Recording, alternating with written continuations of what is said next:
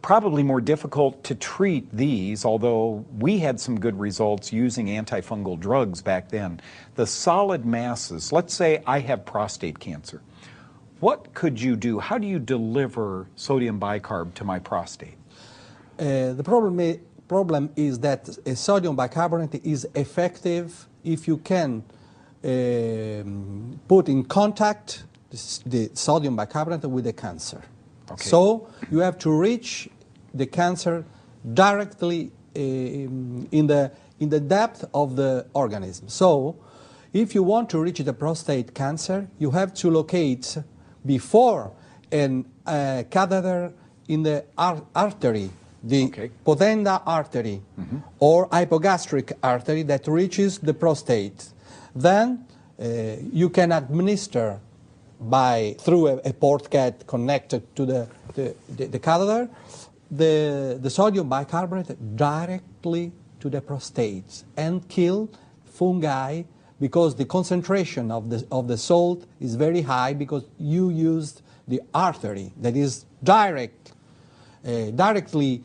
feeding the organ. So it is important for the prostate, for the liver, for the spleen, for the kidney, and other organs, internal organs, to locate catheters. Instead, for the cavities, pleura, peritoneum, you have to locate a transperitoneal or a pleural catheter to reach directly the colonies.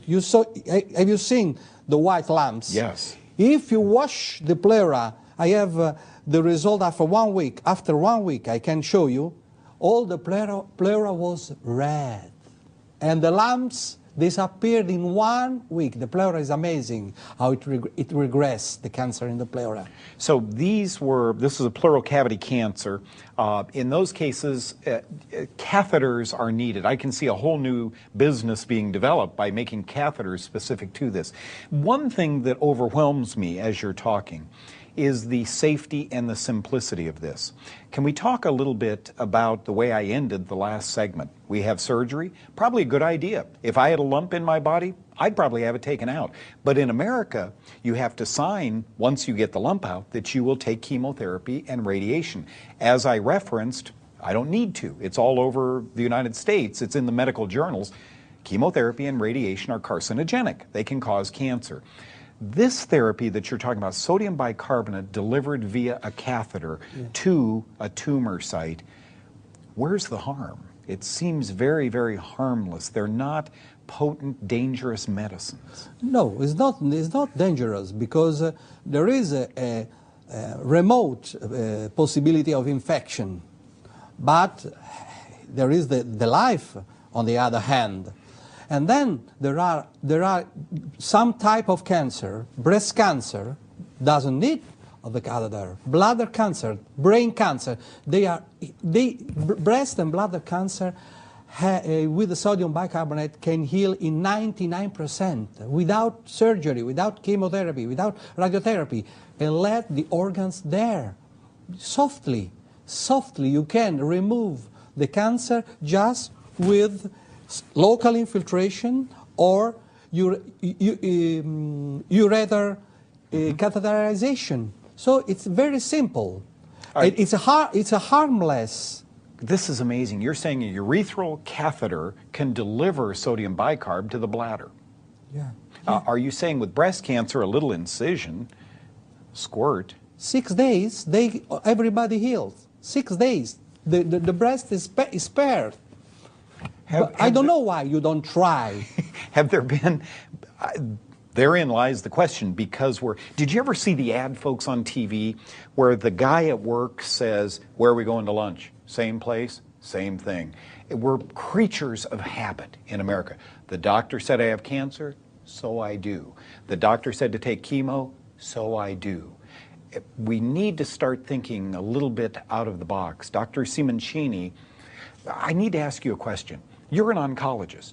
You went through all of this medical training, and before that, medical school. You learned the way the big companies wanted you to learn. When was the epiphany? When did Dr. Simoncini say, go home and say to his wife, oh my gosh, I have discovered something amazing. When? It was a long time ago, but the first step is that when I was at the first lesson of histology, and the professor told us, the big professor, the cancer is a mystery. So I thought, they are stupid.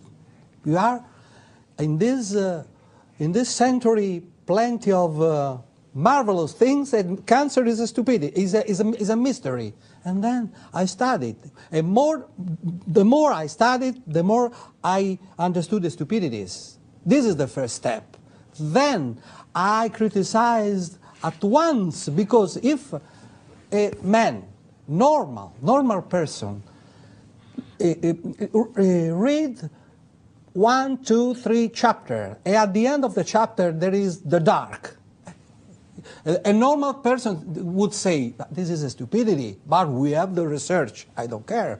But we have the devices, I don't care. What are you doing if you don't know where you have to go? This is the first step. Then I prayed the Lord, please give me a light, because I see terrible sufferings. I was in a pediatric oncologic ward, and all the children died from cancer. And I prayed, and Lord gave me because I was looking for the truth, but in the suffering. I was suffering looking when I was looking the poor children dying with chemo, with radiation, and so on. So in a moment, I perceived that the psoriasis is a fungus. And the medicine said, incurable fungus, uncurable fungus, uncurable tumor, uncurable fungus. Oh, Dr. Simoncini is with us today. I am touched by this. I feel like crying myself, because we see it every day. It affects our families. Maybe, just maybe, there's something we can do about it. Where does fungus come from? Oh boy, if cancer is a fungus, then what is a fungus? In other words, how do we get this fungus inside our body, or this yeast inside our body? Where do you think all of this starts after your years of research? There is an endemic, a big epidemic pollution, because the fungus is undervalued.